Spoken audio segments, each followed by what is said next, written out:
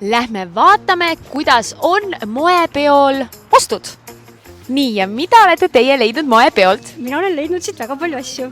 Sellise kampsuni, siis T-särk lastele, teksatagi, siin veel T-särk ja siis seda ma nüüd praegu mõtlen veel. Minu arust on väga ilus. Suvel, jaa, super ju. No siis ma võtan selle ka. Tere, mis teie leidsite moepeolt?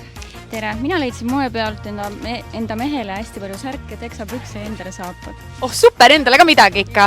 Ja nüüd jätkame teise korruse moepeoga. Tere, mis teie leidsite moepeolt?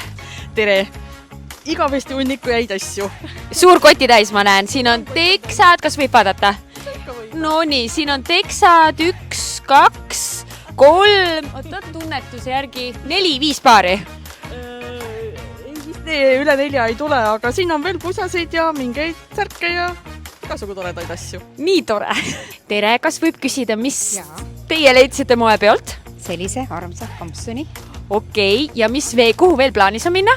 Allkorrusel on veel Maile Beauty, et seal on ka soodushinnad. Väga hea. Aitäh! Nii, ja mis sina oled leidnud moepeolt? Nonii, senimaani deodorant, sest suvi on tulekul. Ise pruunistavad dropsid näole, sest Eesti suvi on tulekul. Päikest ei ole? Ei ole.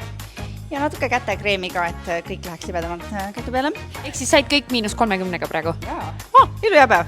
Aga ma ei ole veel lõpetanud ilmselgelt.